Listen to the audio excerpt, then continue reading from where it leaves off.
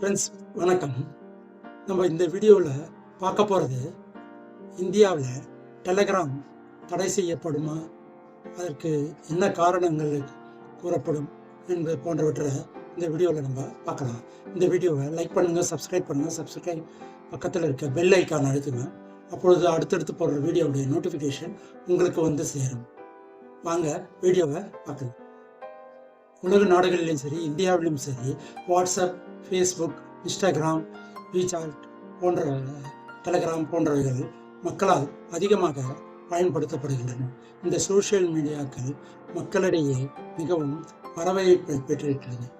அதுபோல் இந்த டெலகிராமும் மிக அதிகமான வரவேற்பை மக்களிடம் பெற்றிருக்கிறது.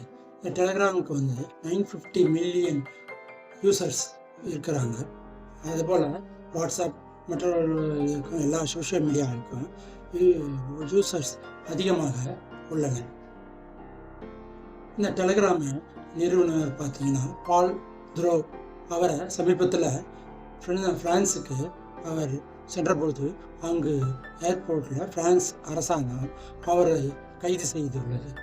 அதற்கான காரணங்கள் என்னன்றதையும் அதெல்லாம் நம்ம பார்க்கலாம். அதுக்கு டெலகிராம் நிறுவனர் பால் துரோவ் அவர்கள் ரஷ்யாவை சேர்ந்தவர். அவர் ரஷ்யாவில் லெனின் சதுக்கம் என்ற இடத்தில் பிறந்து அங்கேயே வாழ்ந்து வந்தார். 2014 ரஷ்ய அரசாங்கத்துடன் ஏற்பட்ட கருத்து வேறுபாடால் அங்கிருந்து வெளியேறி துபாயில் ஐக்கிய அரபு அருகில் சென்று சேர்ந்தார். அங்கு இருக்கும் பொழுது அவர் இந்த டெலகிராம் சோஷியல் மீடியாவை துவக்கினார்.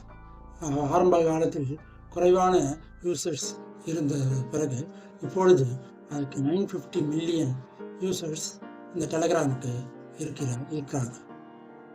துபாயிலையும் சரி, மற்ற உலக நாடுகளிலும் இவர் துவக்கிய இந்த சமூக வலைதளமான டெலகிராம் மிகவும் அதிகமாக வரவேற்பை பெற்றிருக்கிறது. காரணம், இவர்களுடைய அந்த சீக்ரெட் மெயின்டெனன்ஸ், மிகவும் கண்டிப்பான சட்டத்திட்டங்களை அதைவிட வாட்ஸ்அப்பை விட இந்த டெலகிராம்லேயும் மிகவும் கண்டிப்பான இந்த மூன்றாவது நபர்களுக்கு 2 பேர் பேசுவதும் பரிமாறிக்கொள்ளும் விஷயங்கள் மூன்றாவது நபருக்கு செல்வதற்கும் அந்த டெலகிராம் சமூக வளத்தை சேர்ந்த நிறுவனங்களுக்கு வெளியே தெரியாதவாறு மிகவும் கண்டிப்பான முறையில் அதை மெயின்டைன் செய்கிறார்கள். ஆதலால் மக்கள் அதை யூஸ் பண்ணுறதும் அதிகமாக 950 மில்லியன் உலகம் முழுவதும் பயன்படுத்துகிறார்கள். இந்தியாவிலும் 5 மில்லியன் மேல் இதை பயன்படுத்துகிறார்கள். இந்த டெலகிராம் இப்பொழுது பல நாடுகளில் அரசாங்கத்தால் கூட அதை உபயோகப்படுத்துகிறார்கள். உக்ரைன் நாடும் அதனுடைய அரசாங்க நடவடிக்கைகளுக்கும் மற்றவர்களுக்கும் பயன்படுத்துகிறது. அதேபோல் ரஷ்யாவும் இதனுடைய சமூக வலைதளத்தை டெலகிராமை அதனுடைய அரசாங்க செய்திகள் பரிமாற்றத்துக்கும் கான்ஃபிடென்ஷியலான செய்திகள் பரிமாற்றத்துக்கும் இந்த வலைதளத்தை பயன்படுத்துகிறார்கள் அதிகமாக. டெலகிராமுடைய நிறுவனர் பாவல் துரோவ் அவர்கள் பிரான்ஸ் நாட்டிற்கு சென்றிருந்த பொழுது அங்கு விமான நிலையத்தில் அந்த அரசாங்கத்துடைய போலீசார் அவர் கைது செய்யப்பட்டுள்ளார். இந்த பாவல் துரோவ் அவர்கள் அடிக்கடி ஐக்கிய அரபு நாடுகளுக்கும் துபாயிலிருந்து சென்று வருவதும் ஐரோப்பிய நாடுகளுக்கும் சென்று வருவது வழக்கம். அவருடைய அந்த சமூக வலைதளத்தை பரப்புவதற்கும் மற்ற சட்டத்திட்டங்களுக்கு உட்பட்டு செய்வதற்கும் பேச்சுவார்த்தைக்கும் இத்தகைய நாடுகளுக்கு சென்று வருவார். அதுபோல் அவர் பிரான்ஸ் நாட்டுக்கு சென்ற பொழுதுதான் அவர் கைது செய்யப்பட்டுள்ளார். அவர் ஐக்கிய அரபு மற்றும் துபாய் போன்ற இரட்டை குடியுரிமை பெற்றுள்ளார். அதே போல ஐரோப்பிய நாடுகளில் பல நாடுகளுக்கும் குடியுரிமை பெறுவதற்கு முயற்சித்துக் கொண்டிருக்கிறார். பாவல் துரோவ் அவர்களுடைய இப்போதைய சொத்து மதிப்பு $1.5 பில்லியன் ஆகும். வாட்ஸ்அப்பில் அதிகபட்சமாக 260 யூசர்ஸ் வச்சு தான் ஒரு குழு அமைக்க முடியும். ஆனால் டெலகிராமில் 2 லட்சம் யூசர்ஸை வச்சு ஒரு குழுவை அமைக்க முடியும். அவர்களிடையே தகவல் பரிமாற்றங்கள் பரிமாறிக்கொள்ள முடியும். இந்த டெலகிராம் சமூக வலைத்தளத்தை ஏற்கனவே ரஷ்யா 2018ஆம் ஆண்டு தடை செய்திருக்கிறது. அதற்கு காரணம் அது டெலகிராம் நிறுவனத்திடம் அதனுடைய யூசர்ஸுடைய தகவல்கள், லிஸ்ட் போன்றவைகள் வேண்டும் என்று கேட்டதற்கு அந்த நிறுவனம் தர மறுத்ததால் அதனுடைய தடை செய்து 2018 ரஷ்ய அரசாங்கம் உத்தரவு பிறப்பித்தது. ஆனால் அதற்கு பிறகு 2021 பல சந்தேகங்களுக்கும் விளக்கம் அளித்து ரஷ்ய அரசாங்கத்திடம் உரிமை பெற்று அதன் தடையை நீக்கியுள்ளார்கள். இப்பொழுது பிரான்ஸில் அவரை கைது செய்வதற்கு காரணம் சிறார்களை பற்றிய தகவல்களை பரப்பியதாகவும் அவர்கள் குற்ற செயல்களுக்கு உதவியாக சில பரிமாற்றங்கள் நடைபெற்றது என்றும் பிரான்ஸில் உள்ள ஒஃபினியன் என்ற நிறுவனம் அவர் மீது கைது வாரண்டை பிறப்பித்து வந்தது.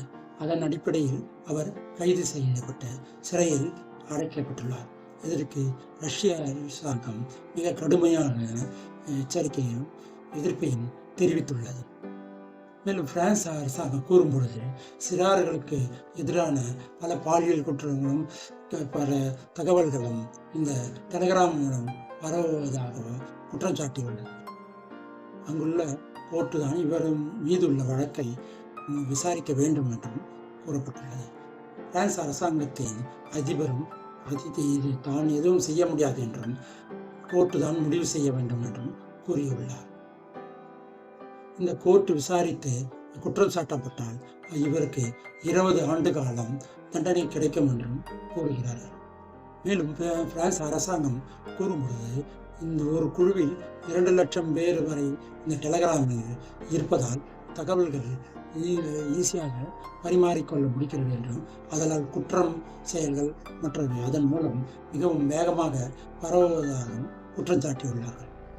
இதற்கு டெலகிராம் நிறுவனம் விளக்கம் கொடுக்கும் பொழுது தாங்கள் இது போன்று எந்த இதையும் சட்டத்திட்டங்களுக்கு உட்பட்டுதான் டெலகிராம் சமூக வலைத்தளம் நடைபெறுவதாகவும் அதனுடைய பயனாளிகளுக்கும் யூசர்களும் அந்த சட்டத்திட்டங்களுக்கு உட்பட்டு தான் இருப்பதாகவும் கூறியுள்ளது. அது மட்டுமல்லாமல் அது எத்தகைய சட்டத்திட்டங்களுக்கு மீறின நடவடிக்கைகளை செய்யவில்லை என்றும் கூறியுள்ளார்கள். மேலும் டெலகிராம் நிறுவனம் கூறும்பொழுது தொழில்துறை தர நிர்ணயத்துக்கு உட்பட்ட சட்டத்திட்டங்களை அதனுடைய நிர்ணயம் செய்துள்ள சட்டத்திட்டங்களுக்கு உட்பட்டு தான் இந்த இது சமூக வலைதளம் பயன்படுத்தப்படுகிறது என்றும் அதை உபயோகப்படுத்துபவர்கள் யாராவது தவறாக பயன்படுத்தும் போது அதன் உரிமையாளருக்கு அது பாதிப்பை உண்டாக்காது என்றும் உண்டாக்க முடியாது என்றும் கூறியுள்ளார்கள். யாராவது எங்கேயாவது அந்த சட்டத்திட்டங்களை மீறி பயன்படுத்தினால் அதை விசாரித்து அவர்களுக்கு தான் தண்டனை வழங்க வேண்டும் என்றும் அதற்காக அந்த சமூக வலைத்தளத்தை தடை செய்வதோ அல்லது அதனுடைய உரிமையாளரை தண்டிப்பதோ சரியானதாக இருக்காது என்று அவர்கள் மறுப்பு தெரிவித்துள்ளனர். இந்தியாவில் இந்த டெலகிராம் சமூக வலைத்தளத்துக்கு தடை ஏற்படுமா என்பது இனிமேல் தான் தெரிய வரும். அதாவது இந்தியாவில் இருக்கும் ministry of home affairs government of India இதனுடைய இதன் மூலம் குற்றங்கள் நடைபெறுகிறதா என்பதை விசாரித்து வருகின்றனர். அதே போல் தொழில்நுட்ப மினிஸ்ட்ரியும் உள்துறை அமைச்சகத்தை இதன் மூலம் ஏதாவது குற்ற செயல்களும் தீவிரவாத செயல்களும் மற்ற பாலியல் செய்திகளும் இல்லை பண பரிமாற்றத்தில் தவறான நடவடிக்கைகளும் நடைபெறுகிறதா என்பதை ஹோம் அஃபேர்ஸ் விசாரிக்க வேண்டும் என்றும் கேட்டுக்கொண்டுள்ளது. அதில் இந்திய அரசாங்கமும் இதனுடைய நடவடிக்கைகளை கண்காணித்து கொண்டும் அதை பற்றி விசாரித்து கொண்டும் இருக்கின்றன. இதில் ஏதாவது இந்த சமூக வலைத்தளத்தின் மூலமாக தவறுகள் நடைபெற்றிருக்குமானால் அப்பொழுதுதான் இதுக்கு தடை ஏற்படும் என்று கூறுகிறார்கள். ஆகவே விசாரித்து பிறகுதான் தெரிய வரும்.